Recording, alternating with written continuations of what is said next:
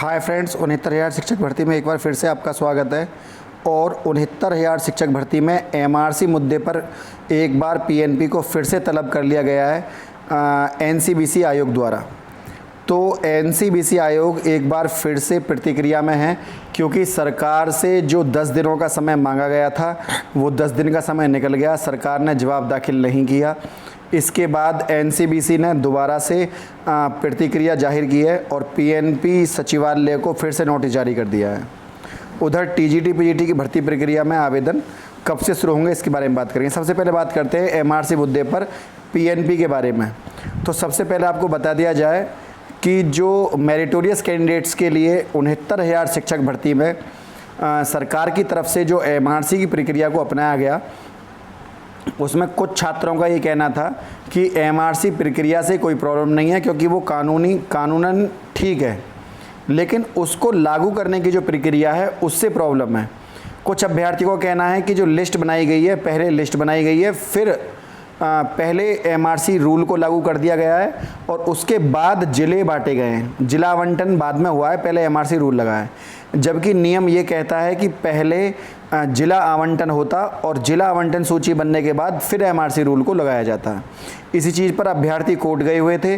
Court से अभ्यर्थियों को अभी केस ही चल रहा है और उस पर सुनवाई किसी भी दिन संभव है एमआरसी को लेकर, लेकिन यहाँ पर 11 तारीख को सुनवाई है फ़िलहाल तो लोहा सिंह वाले मैटर पर 11 सितंबर को। लेकिन फ़िलहाल यहाँ पर सरकार जो है पूरी तरीके से, सरकार ना मानो आप पीएनपी विभाग कह लो, पीएनपी सचिवालय, तो उत्तर प्रदेश माध्यमिक शिक्षा बोर्ड के द्वारा ये प्रक्रिया जो कि अपनाई गई थी, इसके ऊपर प्रश्न चिन्ह उठे।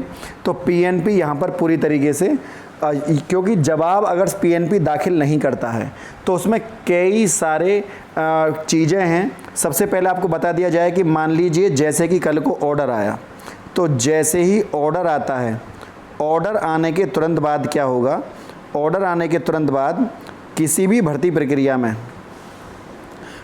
हमारी जो भर्ती प्रक्रिया 69,000 शिक्षक भर्ती, इसमें एनसीबीसी जो है, एनसीबीसी ने भर्ती पर स्टे लगाया हुआ है। तो एनसीबीसी भर्ती पर स्टे उस स्थिति में हटाएगा जब तक कि एनसीबीसी अपने जो 12 बिंदु एनसीबीसी ने दिए हैं, सरकार उन 12 बिंदुओं पर जवाब नहीं देती थी। और सरकार जब तक इन 12 बिंदुओं पर जवाब नहीं देती है, तब तक आपको पता है, जब तक सरकार इन 12 बिंदुओं पर जवाब नहीं देगी, तब तक जो एनसीबीसी डिपार्टमेंट है वो इनसे अपना जो स्टे लगाई हुई है 69,000 शिक्षक भर्ती पर नहीं हटाएगा।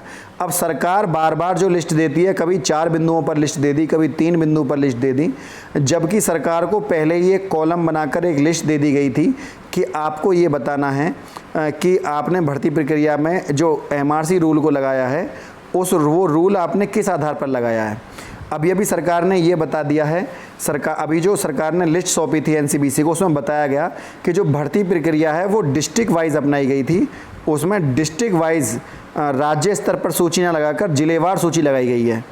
और जो नियुक्ति पत्र होगा वो भी जिले बेसिक शिक्षा, जो जिला का अधिकारी होता है, बेसिक शिक्षा जिला, जो भी जिस जिले में भी नंबर आएगा, जिला बेसिक शिक्षा अधिकारी, वही जिला बेसिक शिक्षा अधिकारी के माध्यम से नियुक्ति पत्र जो है वितरित किए जाएंगे। तो यहाँ पर सब चीज़ों पर सरकार ने विराम लगा दिया है। पहले बात चल रही थी कि जो उत्तर प्रदेश की लिस्ट है वो एक लगनी है, लेकिन उत्तर प्रदेश की जो लिस्ट है वो बाद में, पहले डिस्ट्रिक्ट वाइज लिस्ट लगाई गई है। अब कुछ अभ्यर्थियों का ये मानना है कि जो सेकेंड काउंसलिंग है, उस सेकंड काउंसलिंग में लिस्ट कितनी नीचे जाएगी, तो उनको मैंने पहले ही बता दिया था। यदि ओबीसी में या एससी में या अनरिजर्व कैटेगरी में, किसी भी कैटेगरी में जितनी ज़्यादा सीट, जितनी सीट बची होंगी, उसमें ये देखा जाएगा कि पहले सीट में किसके चांस कैसे हैं। मतलब एमआरसी रूल के तहत ये देखा जाएगा कि किस में अचानक गिरावट आएगी। वो अभ्यर्थियों के ऊपर डिपेंड है कि किस कैटेगरी में कैसे अभ्यर्थी बचे हैं, उसी के हिसाब से लिस्ट नीचे जाएगी। आप ये नहीं कह सकते कि अनरिजर्व में 2% नीचे गई है और ओबीसी में 4%। तो ऐसा भी हो सकता है कि आपका जो ओबीसी कैटेगरी है, इसमें आपकी लिस्ट लगभग 4% गिरे और जनरल में आपकी लिस्ट 0.5% ही गिरे। ये इस बात पर डिपेंड होता है 0.5 और 4% कि ओबीसी के जो छात्र हैं, अब नीचे जो लिस्ट गिरेगी वो किस तरह के छात्र यहाँ पर बचे हुए हैं।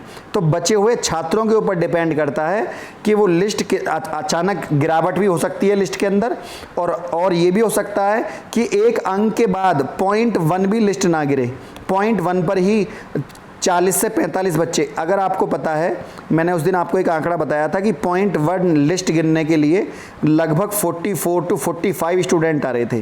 तो 0.1 गिरावट पे 40 से 45 बच्चे आ रहे हैं।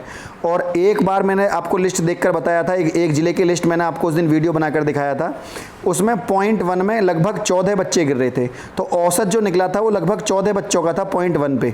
और अधिकतम कुछ ज़िले ऐसे भी थे जहां 0.1 पर लिस्ट जो है 44 बच्चों पर नीचे 0.1 गिरी, और कहीं कहीं 14 बच्चों पर ही 0.1 गिरेगी। तो ये डिस्ट्रिक्ट के ऊपर डिपेंड करता है कि किस डिस्ट्रिक्ट में आपने मैं आपको इस बात को एक बार फिर समझा देता हूँ। मान लीजिए आपने आगरा भरा, तो जब आपने आगरा ज़िला भरा होगा तो आगरे में कितनी सीटें बची हैं और आपकी प्राथमिकता आगरा है, तो आगरा की लिस्ट कितनी गिरेगी, ये वहाँ पर ओबीसी, एससी और अनरिजर्व कैटेगरी की लिस्ट, और दूसरा आगरा की लिस्ट कितनी सीटें अभी बच गई हैं उसके हिसाब ये मेरिट वो तय करेगी, उस हिसाब से मेरिट तय होगी।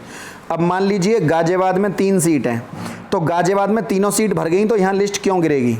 मान लीजिए बुलंदशहर में 150 जगह हैं, तो 150 जगहों में से अगर मान लीजिए 5 सीट खाली रह गई और उन 5 सीटों के लिए अभ्यर्थियों की बाढ़ लगी पड़ी है पूरी, तो ये जो बुलंदशहर की लिस्ट है वो नीचे ज़्यादा से ज़्यादा 0.2 या 0.3 तो गिरेगी। फिर सेकंड काउंसलिंग में क्यों गिरेगी ये लिस्ट? वहाँ की नीचे गिरेगी जहाँ अभ्यर्थियों की संख्या कम हो, कम अभ्यर्थियों ने उस ज़िले को प्राथमिकता दी हो, कम अभ्यर्थियों ने तो उस ज़िले को प्राथमिकता दी हो, और उस ज़िले में बचने वाली सीटों की संख्या अधिक हो सेकंड काउंसलिंग के लिए।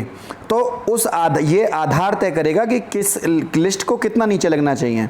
उधर टीजीटी पीजीटी की जो भर्ती प्रक्रिया है, ये आपका लगभग जो आपका 3rd वीक होगा, अक्टूबर का 3rd वीक, मतलब आप ये कह लो कि 15 अक्टूबर के आसपास ये फॉर्म निकलेंगे टीजीटी पीजीटी के। उससे पहले सॉफ्टवेयर वर्क करने वाला नहीं है यहाँ उत्तर प्रदेश में, क्योंकि जो काम है वो बड़े ढीले और धीमी प्रक्रिया से काम चलते हैं।